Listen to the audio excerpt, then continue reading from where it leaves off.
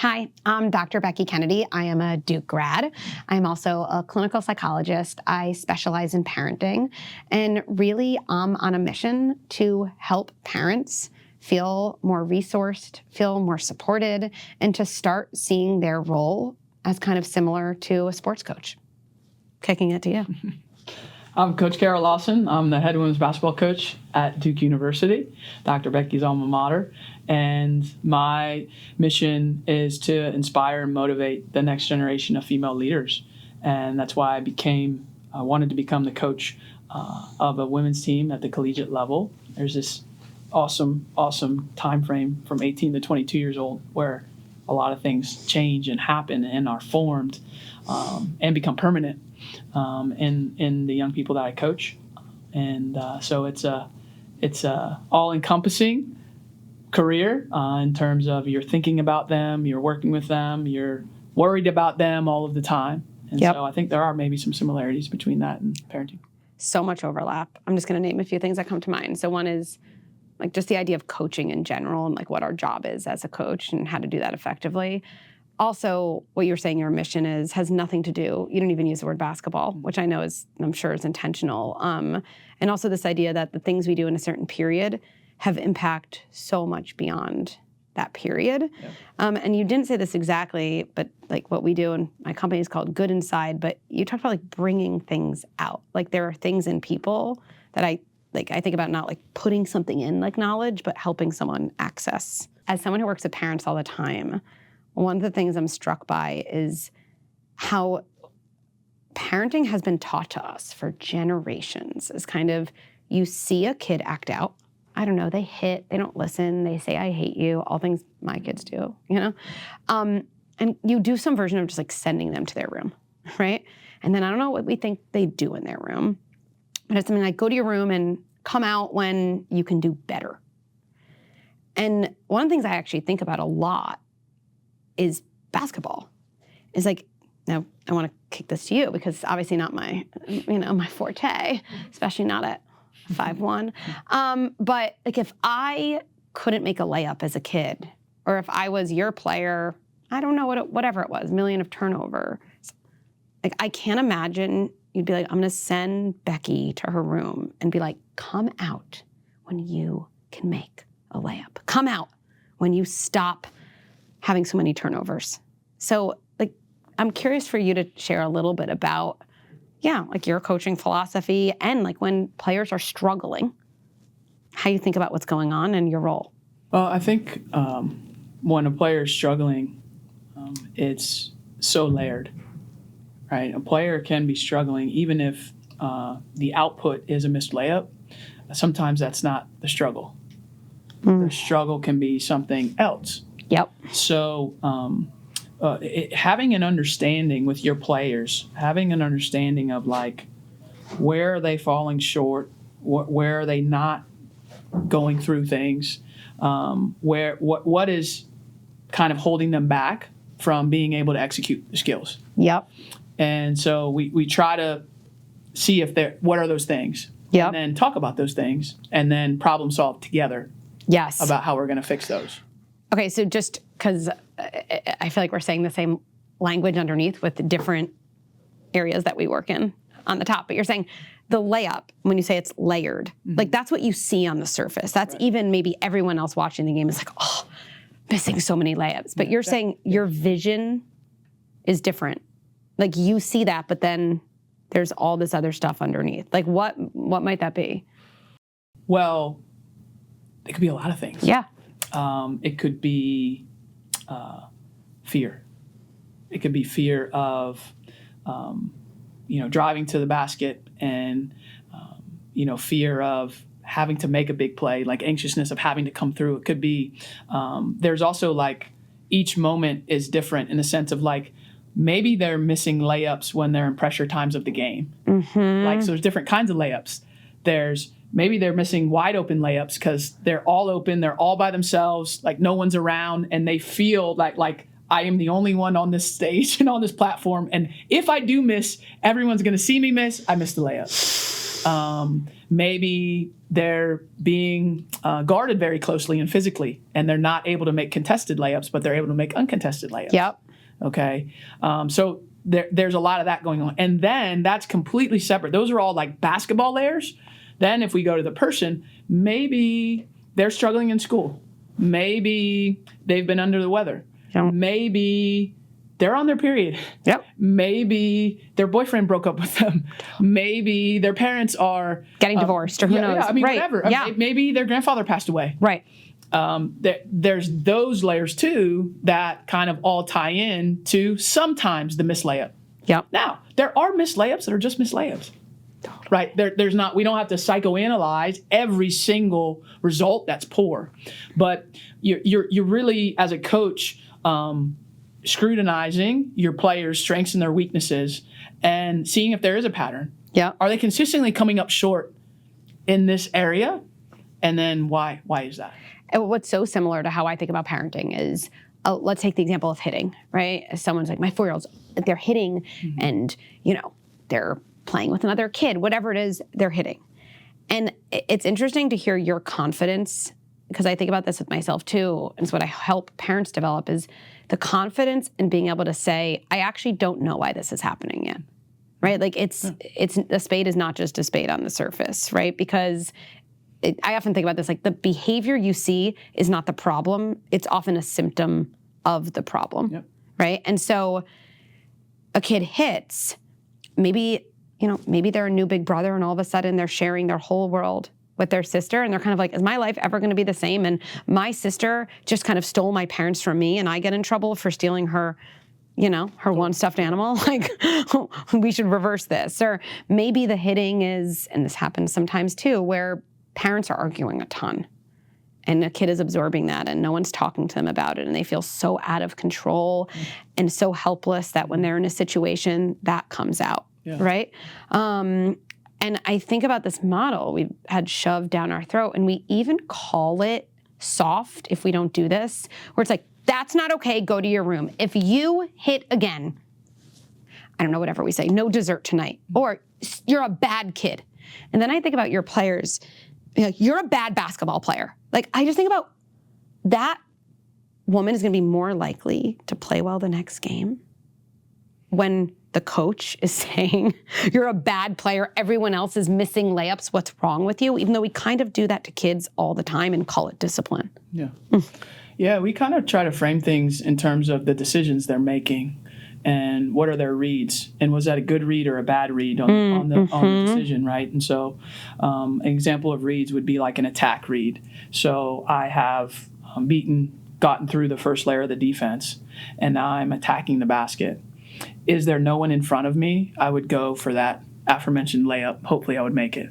Okay. If there is someone in front of me, I'm not kicking to the player that they're supposed to be guarding. And all of that happens instantaneously. Yep. And so when we're watching film, it's not, you're a bad player, you didn't see that. It's getting sometimes me to verbalize, but sometimes getting them to verbalize what would have been the correct read there. Yep. Right. So now they are starting to see it on film, and then hopefully they're starting to see it. And then it's creating drills, specifically to attack those reads and put them in those situations in practice format to be able to do it. And then hopefully there's transfer to game. But what I will share with you about all of that is you can do all of that. You can isolate and identify the issue. You can rep it, come up with drills and come up with practices. You can rep it. The last step is the transfer to the game, and that's not instantaneous. And you can rep this practice thing a lot over and over and over, and it will be frustrating as a coach because you're like, I don't understand, because Monday through Thursday, we rep this. We rep this exact read every day, and now we got in the game, and we didn't do it because that part takes time. Yes. And everyone's time is different. Yes. One player of mine may pick this up right away in the Monday through Thursday. Yeah. And great. And then another player, it might take a year. I've had players with different number of skills that their whole freshman year, it just was not happening. Yep. Sophomore year, something clicks. something clicks. And so we are doing that with all of their skills all of the time, right? Because we're trying to, even when they get a skill down, there's another layer of that attack read. Yep. So that we're going to have to at least push further. And so sometimes my players will say, well, I just feel like there's always something that I'm having to get better in. It's like, yeah, welcome to life. Welcome to life. Exactly. I know. Yes, it's happening. Okay. So my brain is going in a million directions. I'm trying to slow down enough because everything you're saying is truly the good inside approach to parenting. And it's completely different from what we've been taught is right. So for example, in order to learn something new and to be able to look at your bad behavior, like if you're reviewing tape with the player and they didn't make a good read, I'm sure it's hard. Like they don't want to see them. So they probably know it, right? Yeah. So to me, a core principle of good inside is separating identity from behavior. And that's why it's called good inside. You are a good person who hit your sister. You are a good person who made a bad read, right? And people have a hard time doing that. That's one of the reasons they don't like to look at tape or review something. They feel such shame because they've collapsed behavior into identity. They think because they did something bad, they are bad. Yeah. And so that's key to separating it. So for a kid, it's like, you're a good kid, or even to myself as a parent, I have a good kid who has a hitting problem. Not my kid's a sociopath, which is the first thing every parent thinks. Okay. And again, the issue I always say to parents is kids are born with all the feelings and none of the skills. Like, I'm sure some basketball players have good instincts, but they're not born naturally with all the skills. And the only way to get skills is to learn them and practice them, right? And when you teach people new skills or reads, you don't just teach them by watching tape. You have to get on the court and practice in your body. You have to give them more reps. This is exactly what we do with parents. So a kid is hitting every time they want the truck, let's say, that their sister's playing with. Well, okay, what might be going on? What are the layers? Well, first of all, what is it like for me if I want something that someone has? It's not great. That's just hard. Okay. It's frustration or it's anger. Okay, I would have to be able to manage that feeling in order for the feeling not to come out as a hit. That's a skill. It's called a regulation skill. So after stopping my kid from hitting, I'm not going to let you hit, I'm pulling you away from the sister, maybe the next day, right? I'd say to my kid, you're a good kid who's having a hard time. It's so hard to wait when your sister has your favorite truck. Oh, okay, we're going to practice here. And when I say to practice, when I say this to parents, they look at me like, do you really mean practice? I was like, who learns to make a layup by talking about it? Like that, right? Okay, so I'm going to sit with my kid. And literally, I remember when my kids were younger, I'd be like, I have your favorite truck. By the way, you're going to feel mad. The goal is not to not feel frustrated. The goal is to be able to manage the frustration. Okay, so what could you do? And kids are so amazing when you brainstorm with them about this. What could you do? And I remember one time I was doing this with my son, and he goes, I guess I could move away from you. Because if I move away from you in that moment, I'm probably not going to hit you. Amazing. I would practice with him. I have your truck. And he would move away. Now, same thing. The next day, did he not hit his sister? No. Right, exactly. It takes time, but that doesn't mean that what I did didn't matter. It's just about, you have to build up and build it up. It's a process. Yeah, it's a process. And we talk about like all the time when we watch film, it's like facts over feelings when we go to watch film. So we are not showing the film to make you feel bad about yourself. Yeah. We are showing the film so that we can see not only where we need to improve, but how we can do it. And then as a coach, it's incumbent upon me to get to their level and help them improve, not just tell them that they're not good at it. Yes. And so that's the thing. Like for me, I used to be a commentator at ESPN. I worked there 16 years. And commentating's not hard. It's not hard. It's actually really, really easy. Being a commentator means you just tell people what they're not good at all the time. It's pretty easy. In fact, most of us in life are great commentators. But very few people will not just commentate, but actually get down there with you and say, hey, you're not good at this, and I'm going to show you how to get better. Yes. And that's the job of a coach. Yes. That's the job. The job for me is not to sit in a press conference and complain about everything that my players can't do. My job is to help them learn how to do it. Yep. And so that to me is the difference in commentating and coaching. Yeah. And so I have to remind myself of that because we're all human. Do I have days that I want to be a commentator? Yes. Yep. I want to be like, you're not doing this, you're not doing this, you're not doing, and that's why this isn't working, right? But in doing that without inherently having something behind that, I am just pointing out the problem, yep. which anybody can do. Yep. I mean, when I drive to work, I can point out the problems of every driver that's on the road with me. Yep. Very easily. Yep. Right? And so that's kind of how I look at it. And as a coach, I have to get myself back to that multiple times a day. I'll be honest with you. Like I have to, in my head, I'm becoming a commentator. I've worked on where I try not to say it as much externally, right? Yep. Outwardly where I'm complaining and where I'm doing all that. But I have to say, okay, you're a problem solver right now. We don't have to tell them what just happened and what went wrong. It's our job to fix it. That's right. And that's the headspace I'm trying to stay in, yep. but I'm fighting to stay in. Of course, because it's easier to just see what's going on and just name it as a problem. And it takes effort and creativity and connection with someone to be part of a solution, right? It's so interesting what you said. It's so easy to do that. And one of the things, how I think about that is the difference between what we call LGI and MGI, least generous interpretation, versus most generous interpretation. We all go to LGI first. Like I see my kid hit and right away I'm like, they're a sociopath and a bad kid. And I can just be like, what's wrong with you? That's like just commentating. Yep. MGI forces me to say, wait, Becky, what is the most generous interpretation of my kid lying to my face? Okay, my most generous interpretation is they're probably also ashamed of what they did and they're scared of my reaction. Okay, if that was the case, like, what would I do to be effective? Because I think also what you're talking about is kind of the difference between being right or being effective.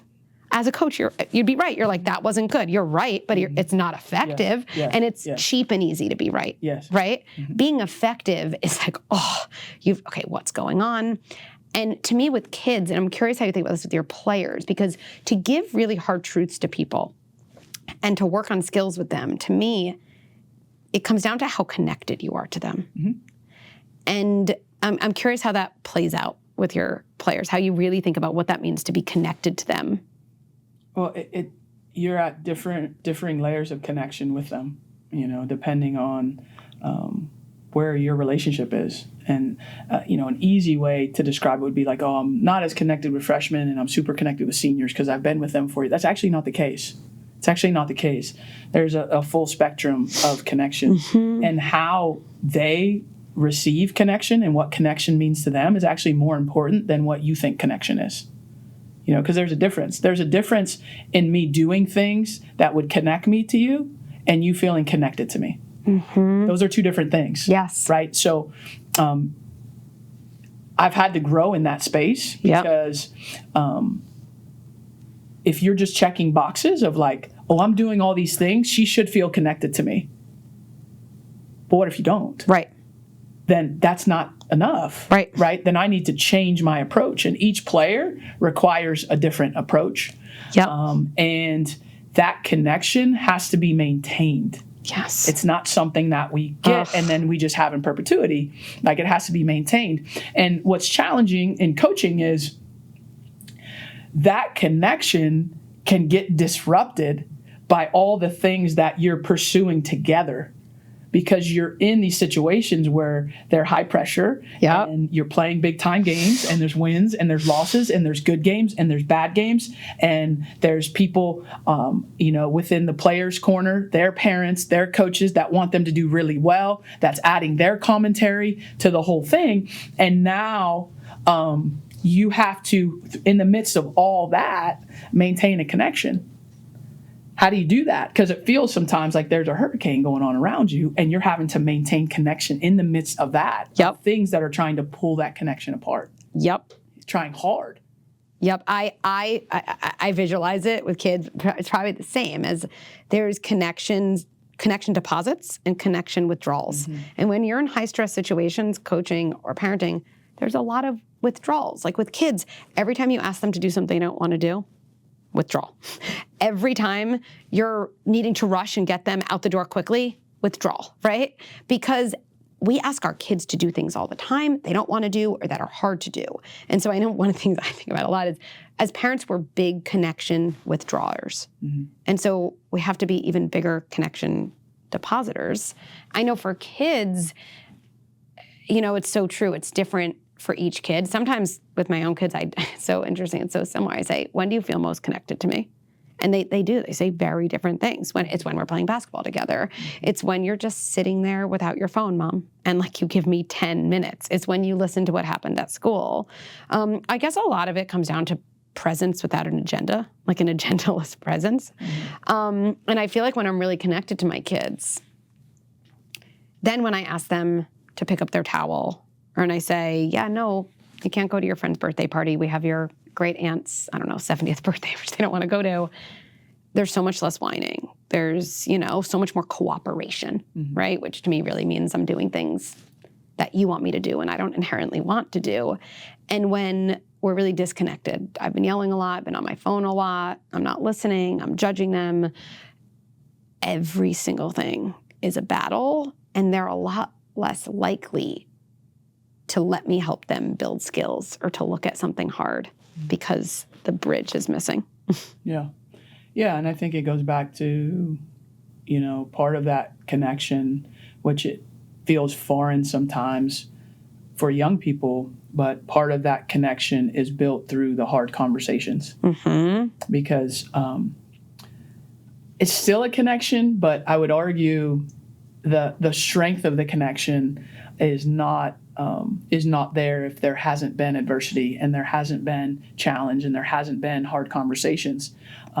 There still can be a connection, but it hasn't been tested. Yep. And so things have to be tested, and that's where, for me, starting with my players, is some of the time, a lot of the time, when they come to play in college, they are very green at having hard conversations.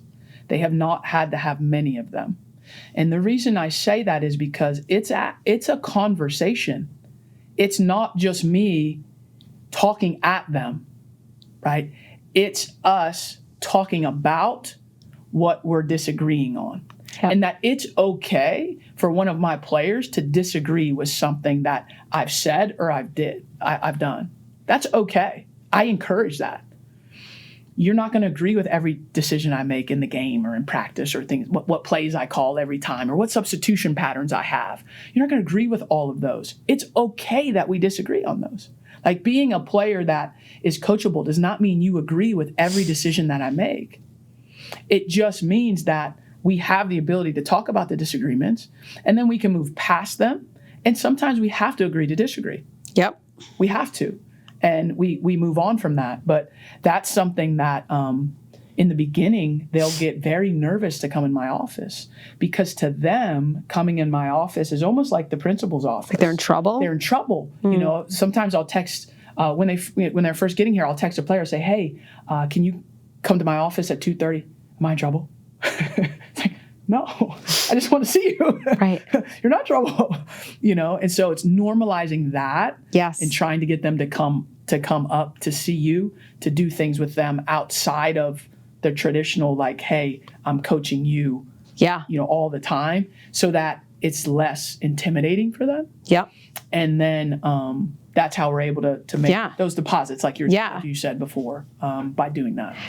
I want to share with you what I often tell parents is kind of like their main job, right? Because I think for parenting, you want to do a good job. Every parent wants to do a good job. But in any job in the world, if you don't know what your job is, you definitely can't do it well, right? The clarity. And most parents, when their kids are struggling, my kids are having a lot of tantrums, or they're lying, or they're rude, or this situation happened that was really hard. If I say to them, well, what's your job in this situation? Forget performing it. Just what is it? And they go, I have no idea. And I go, okay, well, great.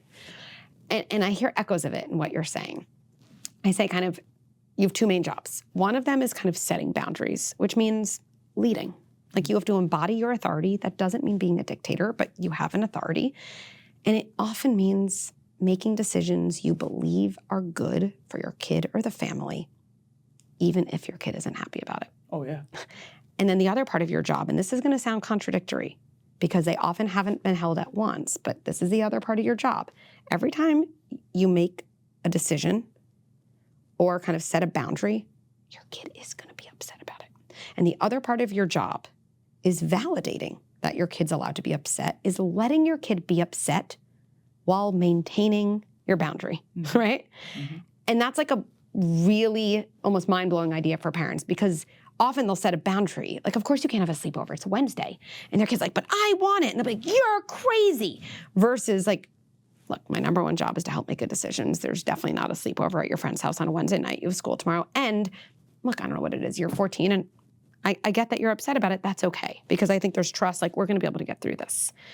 And I feel like that's like you're making the decisions about substitution patterns, knowing your players aren't going to reward your good decisions with like, thank you, coach. That was a great call. Yeah. Is that similar? Yeah, I mean, I have 14 scholarship players, and I can only play 5 at a time. So there's 9 of them every game that aren't on the court to start the game. Yep. And then there's a handful that don't get in the game every game. And then most of them are playing below the number of minutes that they want to play.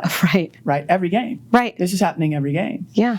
And we you know, you're calling it boundaries. We call them standards and expectations. Like there are things that you have to meet daily. And if you're not meeting those daily, it's my job to tell you that you're not meeting it. And then it's my job to raise your level. Yep. And how I raise the level for each player, that's what is allowed to be different. Yep. That part is allowed to be different. Like this player, in order for me to get them to raise their level, I might have to motivate a certain way. This player, I might have to motivate a different way. That's not treating them differently because the standard is the same. The standard and the expectation is the same of what they have to do to be a contributing member of our team. Yep. And that's kind of what we do. So my job, I really see my job in practice, again, not even saying basketball. My job in practice is to observe if and when anyone drops below the standard. And the second I see it, I let them know about it. Yep. Hey, you've dropped. Yep. Pick it up. Yeah. Now they have a choice to pick it up or not. Okay? And so they either choose to, and then they might not hear from me the rest of the practice. I mean, they'll hear from me, but not in that way. Or they choose not to, okay? And so now I've given them the opportunity to do it their way. Right. I've given them the opportunity to pick it up however they need to pick it up. And now that has not worked. So now we have to try another method. Okay? So we try another method. And then doing that over time, you think about this, coaching in a 3-hour practice, there are probably hundreds of times that my 14 players dip below the standard. So it's not like it's a screaming match, like you were saying, send to your room moment every time they dip below the standard. I'd have no voice. I'd be exhausted. They'd be tired of me yelling. They would tune me out, by the end of the one practice. So it might be walking up to them at a water break and saying, hey, I need you to raise your level. Yep. Is there something that's holding you back from raising? Are you tired? Yep. What's going on? Yep. But that question, which I love, is there something holding you back, has a very different impact than what's wrong with you, right? Mm-hmm. Like, I can't imagine what's wrong with you, right? Or you're letting everyone down, or look at everyone else. They're playing so much better than you. I can't imagine that's terribly effective, even though we kind of do that to our kids all the time. Yeah, I think I find, and I don't know if this is unique to me, but I find the more emotional I am, the more poor word choices I make and how I phrase things with my players. And the more steady I am, the more I'm very calculated with how I say it. Yep. Word choice is so important when you're talking to people especially when you're trying to lift someone to a standard. Yes. Hey, I don't know why you can't do that. That doesn't make any sense that you can't do that. Well, that doesn't help them. Now, do I say that sometimes? Sure. Of course. Yeah, Right. yeah. Because I'm emotional sometimes too, right? Right. But I try to think a lot about how I say things. Yeah. And it's a blessing and a curse from my television career, because being in television really helped me think about word efficiency. We would be given 15 seconds to say a comment, or 30 seconds to give an analysis. Well, every word in that is really important. How do you say it? And so I try to think about, okay, how am I going to say this to the team? Yeah. And I'm going to walk into the team meeting the day after a loss and say, what am I going to say? I know the things that I need to get across, but how I say those things is sometimes more important than what I'm actually saying. Yep. All right, I feel like I have so many more things I want to talk to you about, so I'm going to grab your cell phone and do that. But I know you have to go to practice. And hearing you speak, I feel like those women are the luckiest women on the planet to have a leader and a coach in you. So inspiring, and look forward to talking again soon. Yeah, I enjoyed it. I do not have kids. And so it made me feel like there's a little bit of my day that is analogous. And maybe some of the things that I'm working on could make me a good parent. All of it. You are pre-programmed as a good parent, clearly. Thank you.